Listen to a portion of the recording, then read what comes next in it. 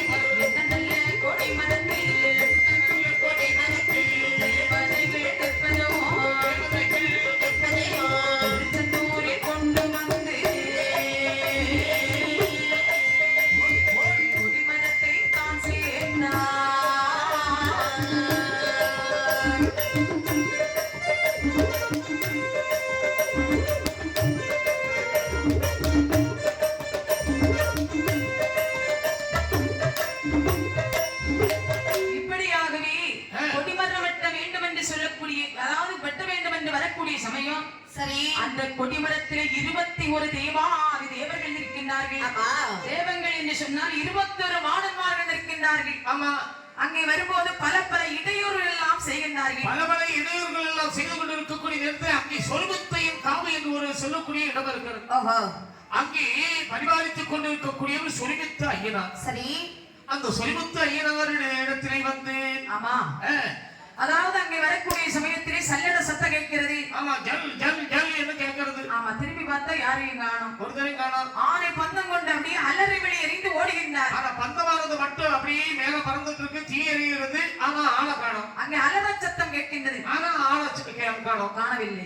சொரிமுத்து ஐயர் இடத்திலே வந்து வாயிட்டார்கள். சரி, ஐயனாரே நாங்கள் கொடிமரம் வெட்ட வேண்டும் என்று வந்திருக்கின்றோம். அந்த இடத்துல ரொம்ப பயமாக இருக்கிறது. அங்கே சத்தமானது விதவிதமா கேட்டுக் கொண்டிருக்கிறது. அனவ சத்தம் கேட்கிறது, அழுக சத்தம் கேட்கிறது, குரவை சத்தம் கேட்கிறது. அது மட்டுமா இல்ல, தனியா ஒத்த பந்தம் பறக்கிறது ஐயா, தனியா பறக்கிறது. நாங்க பயந்து இருக்கிறோம் ஐயா. ஆமா, இப்படி என்று சொரிமுத்து ஐயனார் இடத்திலே முறையிட்டு அந்த கொடிமரத்தை வெட்டினார்கள்.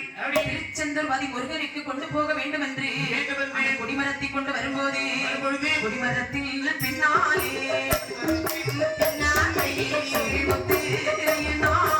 சொரிமுத்து ஐயனாரும்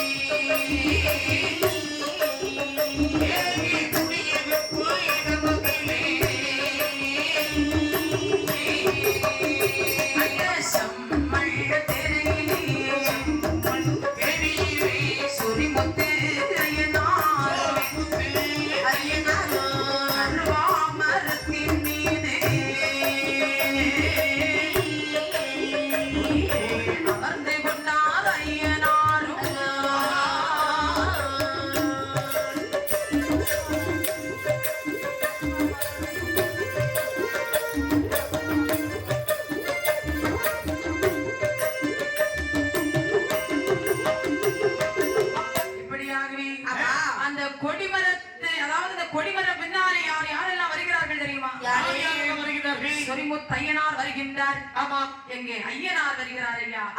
இந்த கருவாமரத்தின் மீதே அமர்ந்து கொண்டு ஐயனார் வருகின்றார். கருவாமரத்துன்னு சொல்லியாச்சுன்னா கருவால மரம்னு சொல்லியாச்சுன்னா அந்த உடை இருக்குல்ல அங்கெல்லாம் சொல்லுவாங்க இந்த கருவாமரத்தை தான் உடைன்னு சொல்லுவாங்க. நம்ம எல்லாம் அங்க ஆமா இங்க இந்த செம்மண்டேரி குடியிருப்பு என்று சொல்லக்கூடிய நன்னகரத்தில் அங்கே வரக்கூடிய சமயம் இப்படியே அவர் இருக்கு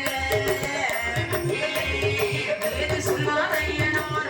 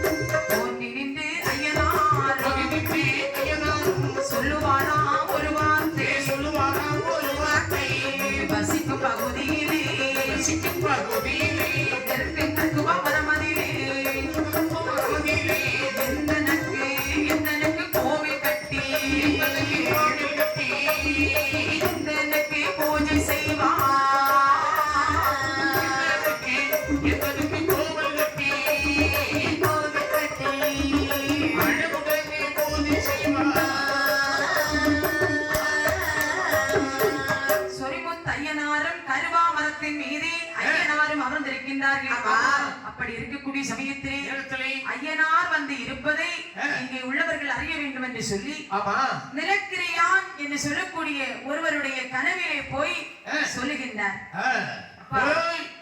நான் வந்து அமர்ந்திருக்கிறேன். நீ வந்து எனக்கு கோவில் கட்டி குருபூசை எல்லாம் செய்தால் எனக்கு இந்த இடத்திலே கோவில் கட்டி நீங்கள் பூஜை எது கொடுத்தீர்களே ஆனால் அப்படியே செய்ததுண்டா அன்புடனே மேம்படுத்துவே அப்படியே செய்ததுண்டா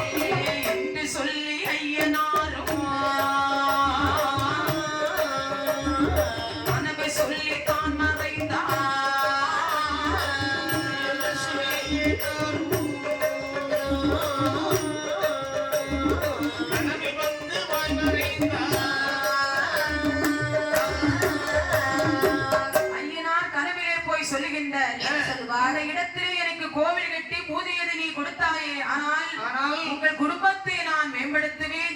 என்னை நம்பி வரக்கூடிய பக்தர்களை நான் என்ன ஒரு குற்றம் வந்திடாமல் உங்களை நான் என்னால் உங்களுக்கு காவல் தெய்வமாக உங்களை நான் காத்திடுவேன். உங்களுக்கு குற்ற குறை இல்லாமல் செல்வ செழிப்போடு உங்களை நான் வாழ வைப்பேன் என்று சொல்லி ஐயனார் கனவிலே சொல்லி மறைகின்றார்.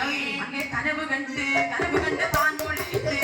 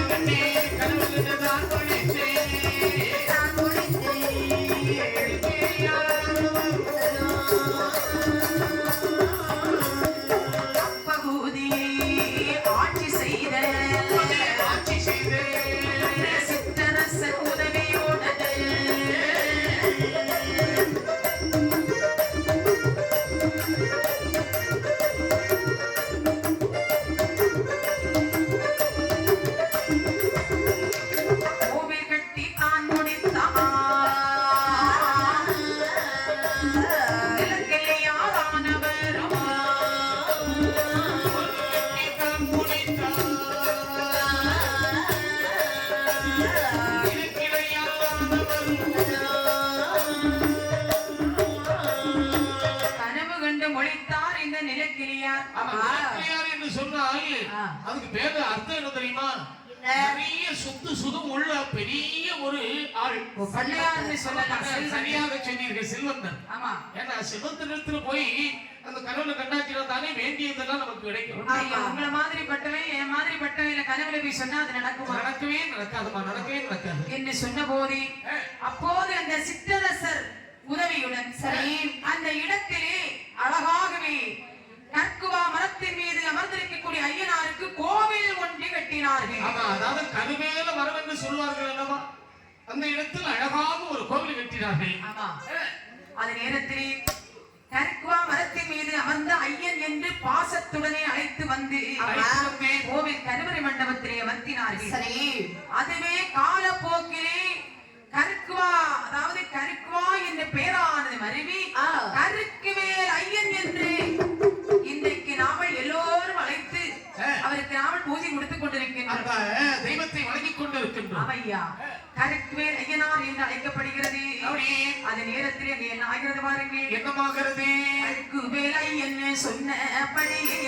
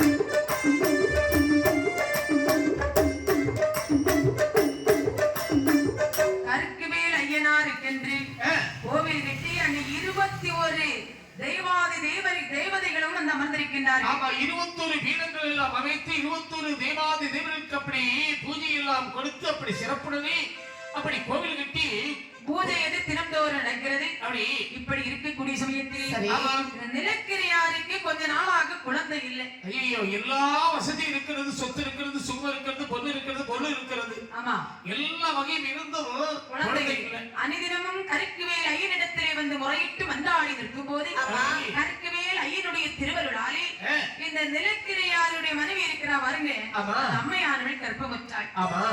ஐயரண்டு திங்களாக அங்கரோக சுமந்து 10 மாதத்திலே அழகான ஒரு ஆண்மகனை பெற்றெடுக்கின்றார். குழந்தை பெற்றெடுத்து அந்த மகனுக்கு கருக்குவா ஐயனார் என்று பெயர் வைக்கின்றார்கள். கருக்குவேல் ஐயனுடைய திருவருளாலே நமக்கு ஒரு மகன் பிறந்திருக்கின்றான். ஆகையால் அவருடைய திருநாம பெயரை ஒட்டி கருக்குவா ஐயனார் என்று பெயரிட்டார்கள். பெயரிட்டு அழைத்து வருகின்றார்கள். பெயரிட்டு வளர்த்து வரக்கூடிய சமயத்திலே இந்த நிலக்கிரியான் இருக்கிறான் பாருங்க, வம்சாவளியிலே வந்த ஐயனார் அதே பகுதியை ஆட்சி செய்து வந்த அதிவீர சூரபாண்டியன். எப்படி எப்படி? அதிசூர அதிவீர சூரபாண்டியன் சாதாரணப்பட்டவர் இல்ல. அந்த மன்னருக்கு அமைச்சராகவே இருந்து வருகின்றார் இந்த நிலக்கிரியான். இப்படி இந்த மன்னன் ஆண்டு வரக்கூடிய சமயத்திலே இந்த மன்னனின் கோட்டைக்கு அருகிலே ஒரு அழகான சுனை ஒன்று இருக்கிறது. அப்படி சுனைன்னு சொன்னா அருவி, நம்ம எல்லாம் அருவி அருவின்னு சொல்றோம்ல, அங்கிருந்து பாய்ந்து வரக்கூடிய இடம் தான் அந்த அருவி.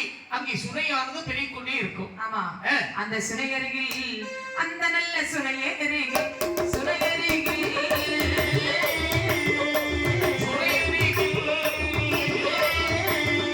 ஒரு மாமரம் வளர்ந்திடுமா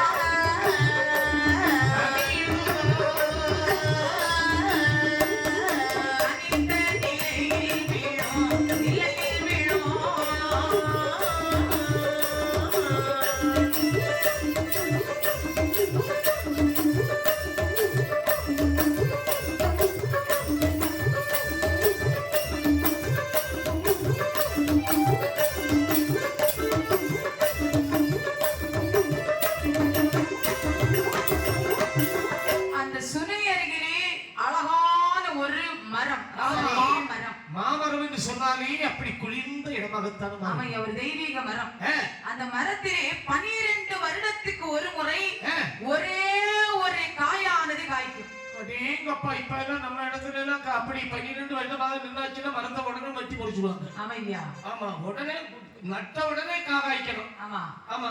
அந்த காயானது அதாவது பழமாகி ரொம்ப பழுத்த நிலையில தான் அந்த பழமானது கீழே விழுமா. பழுத்த மரத்துல கீழே விழும். 12 வருடத்துக்கு ஒரு முறை அந்த கனியானது காய்த்து சரி ஒரே ஒரு கனிதான் காய்க்கும் ஐயா. ஒரு கனி. ஆமையா. அப்பா, அப்படிப்பட்ட அந்த மரமான ஒரு தெய்வீக மரம் தானே. அந்த சுனை அருகில் இருக்கக்கூடிய சமயத்திலே அங்கே தண்ணீர் குடிப்பதற்கு யார் வருகிறார் தெரியுமா? வருகின்றார். அங்கே தண்ணீர் எது குடிப்பதற்கு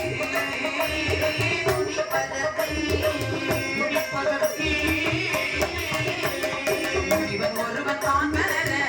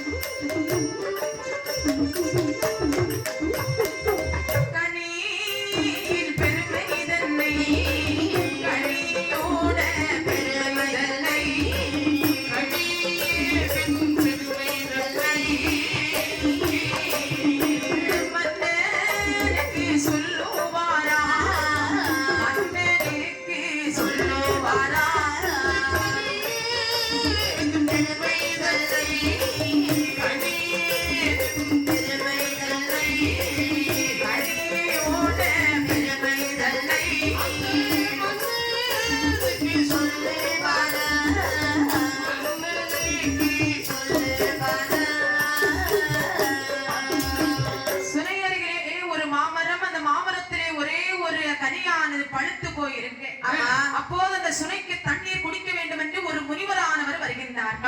முனிவர் தண்ணீரை குடித்து நிமிரக்கூடிய சமயத்திலே அவருடைய கையிலே அந்த கனியானது போய் விழுகின்றது. அந்த சுனையில தண்ணீர் குடிக்கக்கூடிய நேரத்துல வேற பாத்திரம் இருக்காது, கையில கோரி தானே குடிக்கணும். அப்படி இப்படி குடிச்சு விட்டு அடுத்த கையை பண்ணிட்டு போது கனியானது கையில வந்துருச்சு. ஆமா, கையில இருந்த கனியுடைய மகத்துவத்தை பார்க்கின்றார். சரி, முனிவர் என்று சொன்னால் முற்றும் துறந்தவர். ஆமா, முன்னாடி நடக்கிறது அவருக்கு தெரியும். ஆமா, எதிர்காலம் நிகழ்காலம் இறந்த காலம் எல்லாமே இவருக்கு தெரியும். ஆமா, அப்போது அந்த கனியிலே இருக்கக்கூடிய மகத்துவத்தை அதாவது அறிந்தார் இந்த முனிவர். உடனே அவர் எடுத்து சாப்பிடலையா, அந்த கனியை எடுத்துக்கொண்டு மன்னனுடைய முன்பிலே வருகின்றார். அந்த கனியினுடைய பெருமையை அந்த மன்னனுக்கு எடுத்து சொல்லுகின்றார். ஏ மன்னா, இதோ இருக்கிறதே இந்த கனி. இந்த கனியினுடைய பெருமை என்ன தெரியுமா? இந்த கனி தெரியுமா? இந்த கனி நீங்கள் உண்டால் உடலில் பிடி வராது.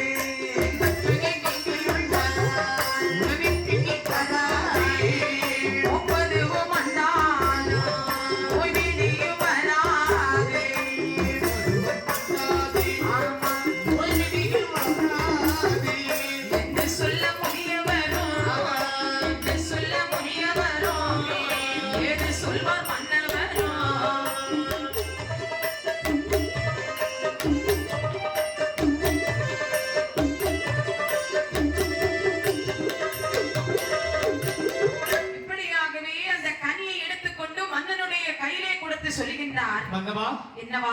தங்களுக்காக நான் ஒரு அற்புத கனியை கொண்டு வந்திருக்கின்றேன்.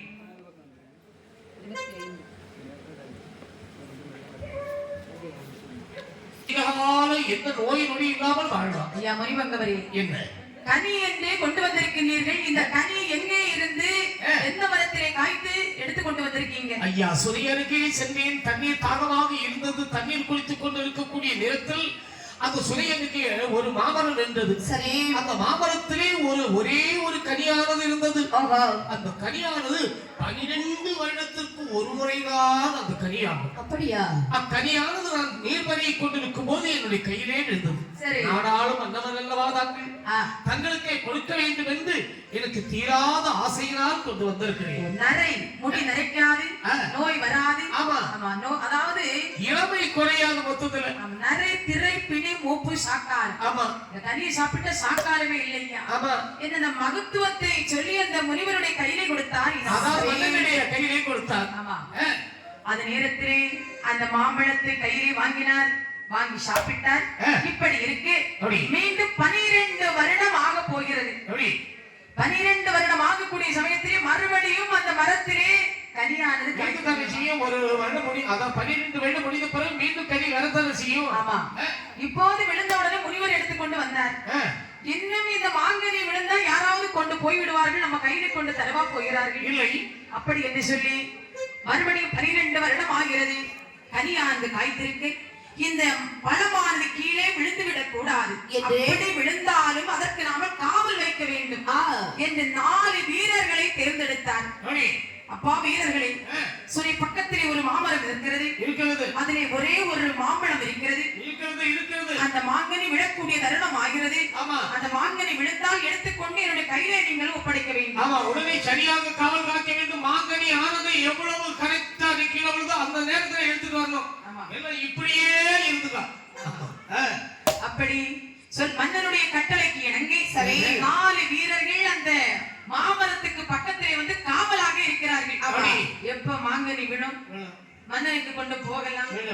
ஆமா அப்படின்னு சொல்லி, அதாவது தூக்கம் கூட இல்லையா, மன்னரோட கட்டளை விடுத்தால் நம்ம கரெக்டா அது காவல் காக்க வேண்டும். நான் வேறு 2 பேர் தூங்குவா, 2 பேர் முடிச்சிருப்பான், 2 பேர் தூங்குவா, 2 பேர் முடிச்சிருப்பான். இப்படியே காவல் இருந்தார்கள். இப்படி காவல் காத்து வரக்கூடிய சமயத்திலே அப்போது அந்த பகுதியிலே கணவனை இழந்த ஒரு விதவை பெண், அந்த அம்மா தான் பேச்சி தாய். அந்த பேச்சி தாயானவள் வாழ்ந்து வருகின்றாள்.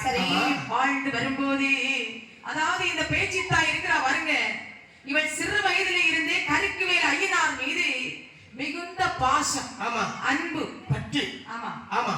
அந்த ஆலயத்திலே வந்து தூத்து மெழுகி கோலம் போடுவது இதெல்லாம் இந்த பேச்சு தாயானவள் செய்து வருகின்றாள். ஆமா, துப்புரவு பணி என்று சொல்லக்கூடியது சாதாரணப்பட்டதல்ல. ஆலயத்தில் துப்புரவு பணி செய்யக்கூடியது வந்து பெரிய ஒரு பாக்கியம், எல்லோருக்கும் கிடைத்து விடாது. ஆமாமா. அதான் அங்கே ஞான சம்பந்தரும் அப்படிப்பட்ட துப்புரவு பணிகள் எல்லாம் செய்திருக்கிறார்கள். எப்படி? கோயிலை சுற்றி அங்கே இருக்கக்கூடிய அந்த அழுக்குகளை எல்லாம் அகற்றி அங்கே ஆலயத்தை சுத்தம் செய்து எப்போதும் வழிபடுவது அவருடைய வழக்கம். இப்படி துப்புரவு செய்து வரக்கூடிய நேரத்தில் இப்படி இருக்கும்போது இந்த அம்மா இருக்கிற பாருங்க, தினம் பகல் பொழுதிலே ஊருக்குள்ளே நடமாடுவதே கிடையாது. அதிகாலையிலே அந்த சுனையிலே இருந்து நீர் எடுத்துக்கொண்டு வீட்டு தேவைக்கு இப்படி அம்மா அந்த பயன்படுத்தி வர்றான். ஆமா. இப்படி வரக்கூடிய சமயத்தில் ஒரு நாள் அதிகாலை நேரமாகிறது. இந்த அம்மா தண்ணீர் கோர வேண்டும் என்று செப்பு குடத்தை கையில் எடுத்துக்கொண்டு சுனைக்கு வர்றான். அங்கே வரக்கூடிய சமயத்திலே பல நாளும் இந்த 4 வீரர்களும் கண்விழித்து இருந்தாங்க பாருங்க. அவர்களுக்கு தூக்கம் வருகிறது. எத்தனை நாள் ஒளிச்சிருக்கிறது. ஆமா, அந்த மரம் மூட்டிலே அப்படி அயர்ந்து தூங்கினார்கள். ஆமா. அந்த பேச்சு தாய் அந்த நேரம் பார்த்து அம்மா அங்கே தண்ணீர் எடுக்க வருகின்றாள். அங்கே வரும்போது அதிகாலையே தான் எழுந்து சுமையதிலே தானும் வந்து அதிகாலையே தான் எழுந்து சுமையதிலே தானும் வந்து 2 குடத்தில் தண்ணீர் கோரே, 2 குடத்தில் தண்ணீர் கோரே, இறங்குவான சுமையதிலே குடத்து தண்ணீர் கோரே, குடத்து தண்ணீர் கோரே, இறங்குவான சுமையதிலே. ஒரு குடத்தில் தண்ணீர் கோரி மரத்தடி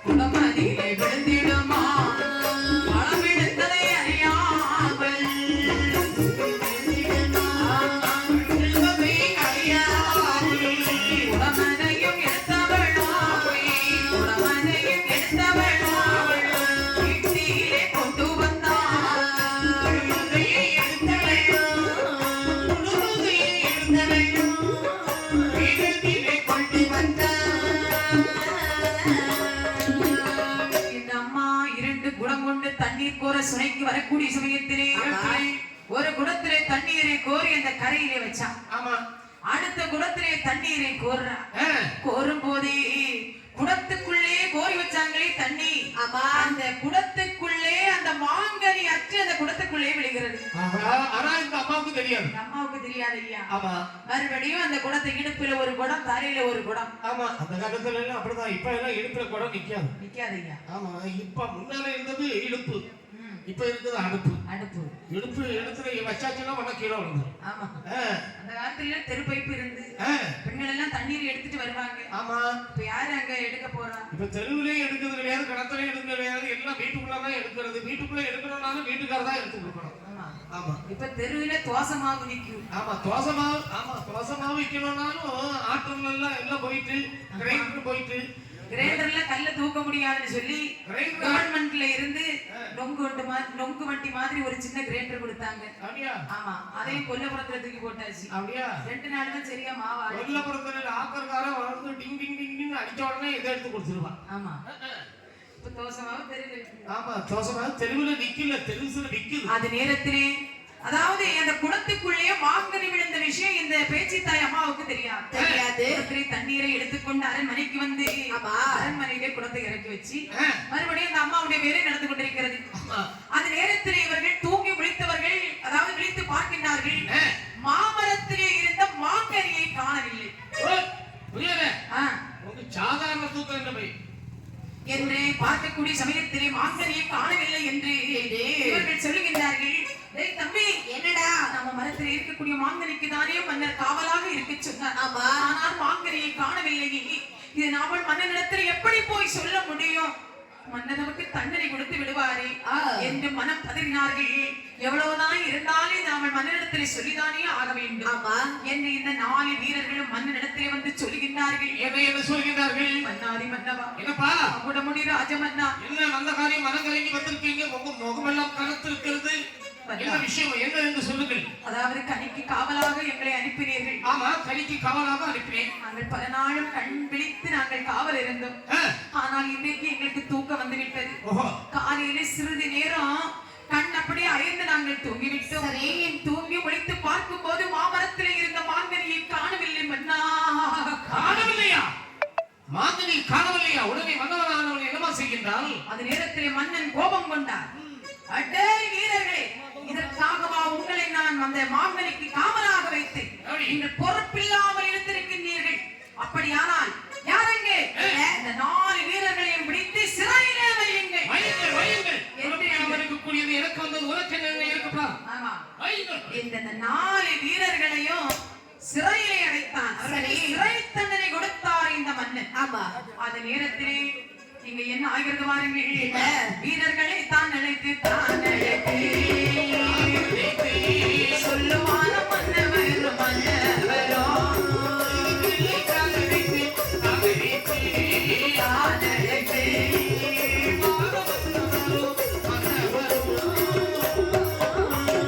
மரத்தில் விழுந்த கனியதையும் தேடிக்கொண்டு வாருகின்றார்.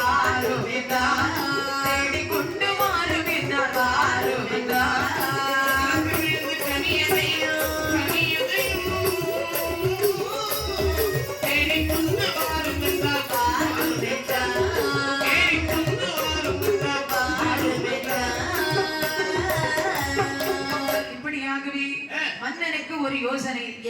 மாமரத்திலே இருந்த கனியை யாரு கொண்டு போயிருப்பார்கள்? அப்படி என்று மறுபடியும் வேறு வீரர்களை வரவழைத்து சொன்னார். வீரர்களே, மரத்திலே இருந்து விழுந்த கனியை நாமல் கண்டுபிடிக்க வேண்டும். அப்படியானால் இந்த தெருவில் ஒவ்வொரு வீடாக சென்று ஏதாவது நீங்கள் சோதனை செய்து வர வேண்டும். யார் வீட்டிலே இந்த மாங்கனி இருந்தாலும் அதை எடுத்து வாருங்கள். அப்படி என்று சொன்னபோது மன்னன் இட்ட கட்டளையின் பிரகாரம் அந்த வீராதி வீரர்கள் எல்லாம் அங்கே வீடு வீடாக தேடுவாரா.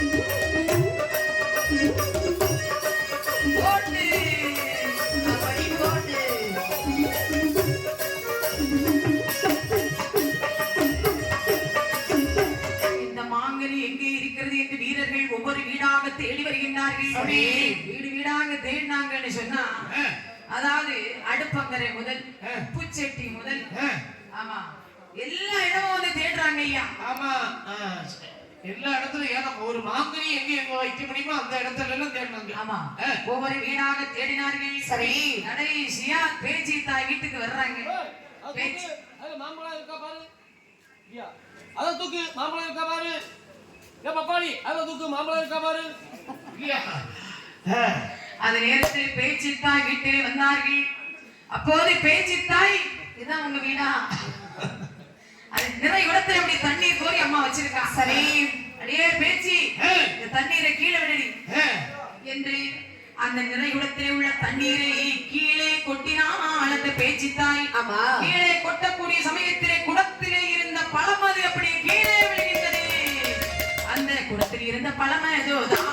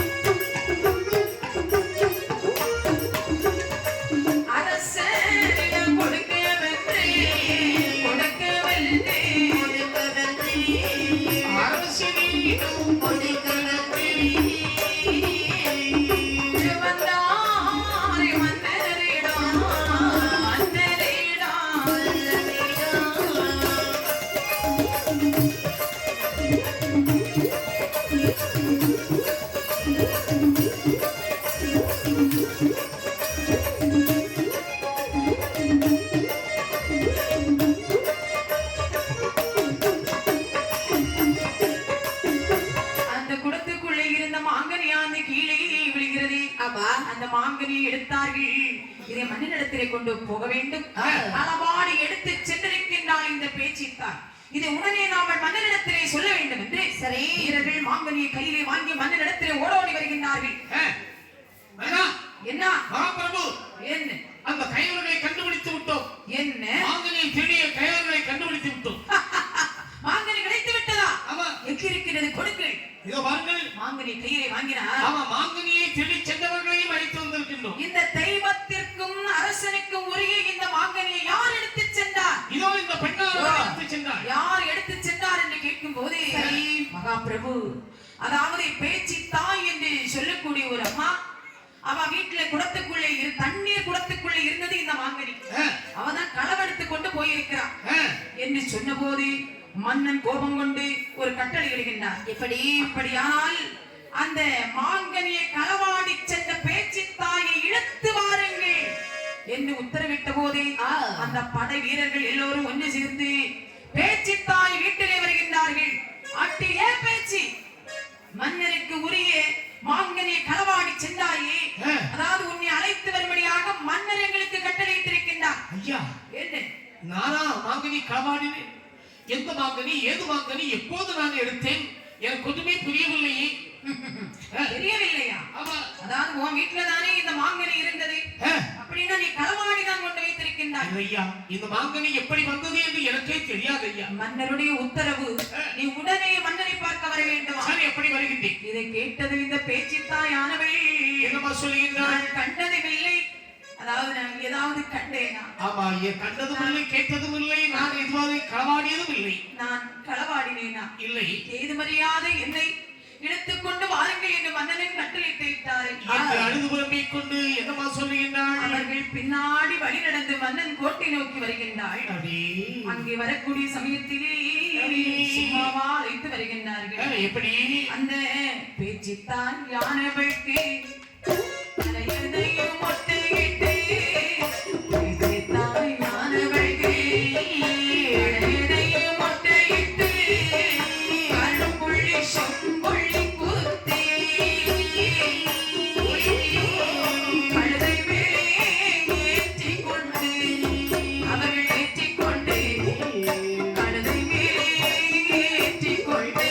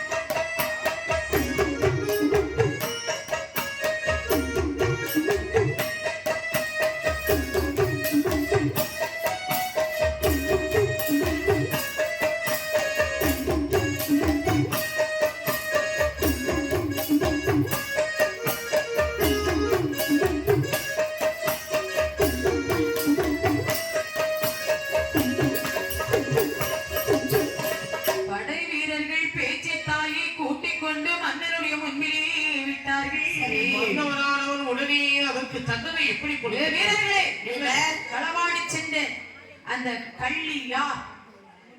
ஐயா இதோ இருக்கிறார் அந்த பேச்சுத்தாய். இவள் தானா? இவளுடைய விட்டுத்தான் அந்த மாங்கனியை நாங்கள் எடுத்தோம். தெய்வத்திற்கும் அரசனுக்கும் உரிய மாங்கனியை களவாடி சென்ற கள்ளி இவளை இனிமேல் உயிரோடு வைக்க கூடாது. இவளுடைய தலையை மொட்டை அடித்து மேலெல்லாம் கரும்புள்ளி செம்மொழி குத்தி அழுதை மேலே ஏற்றி ஊராக அவளை இழுத்துக் கொண்டு சுண்ணாம்பு கால்வாயிலே போட்டு இவளை நீட்டி விடுங்கள். ஆமா, அந்த காலத்துல தவறு செய்தாச்சுன்னா எல்லாம் கரும்புள்ளி செம்புள்ளி எல்லாம் குத்தி எடுத்து மொட்டையை அடிச்சுக்கிட்டு கொண்டு வந்து அப்படி ஊரா சுத்துவாங்க. ஆமா, இப்ப அப்படி எல்லாம் கிடையாது. தவறு செய்திருந்தாலும் பரவாயில்லை, தவறு செய்திருந்தவங்க தான் இப்ப மேல் இடத்துல இருக்காங்க. அது நேரத்திலே அதாவது மன்னனுடைய வார்த்தை மீற முடியாதல்லவா? ஆமா, என்ற அந்த பேச்சு தாயை பிடித்து தலையிலே முட்டையிட்டார்கள். கரும்புள்ளி செம்புள்ளி குத்தி கழுதை மேலே ஏற்றி ஊராக அப்படி எடுத்து வருகின்றார்கள். ஊராக தெருவாக அப்படி இழுத்து வரக்கூடிய நேரத்திலே எடுத்து வரக்கூடிய நேரத்திலே அந்த பேச்சு தாயானவள் கதறினாள், கத்தினாள், கதறினாள், வெம்பினாள், விரும்பினாள். சன்னால பாவியர்கள் அவள் முகத்தை பார்த்தார்களா? இல்லை. அது நேரத்திலே சுண்ணாம்பு கால்வாயிலே அங்கே சுண்ணாம்பை அப்படி நீக்கினார்கள். சரி, அதிலே இந்த பேச்சு தாய் அப்படி தள்ளி விடுகின்றார்கள். தள்ளுகிற நேரத்திலே தாயான பேச்சு தாயும்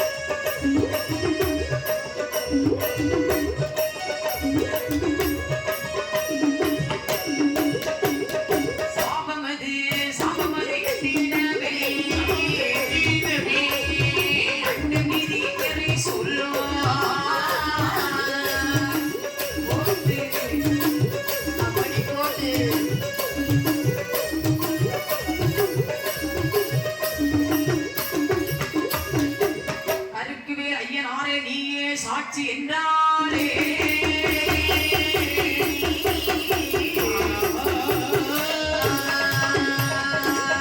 நேரத்திலே சுண்ணா களத்திலே தள்ளக்கூடிய சமயத்திலே பேச்சு தாய் அந்த மன்னனுக்கு சாபம் அளிக்கின்றாள்.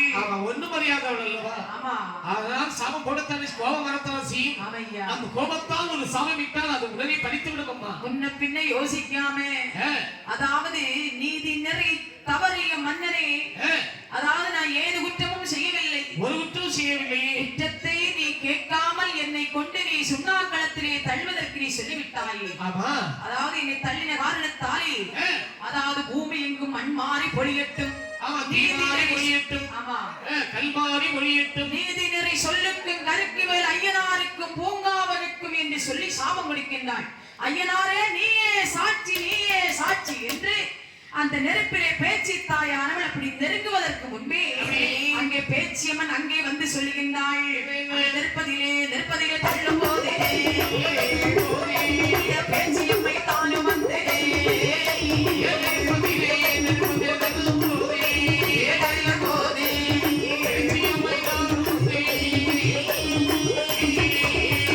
பேச்சு தாயை ஆண் கொண்டு பேச்சு தாயின் சாபத்தாலே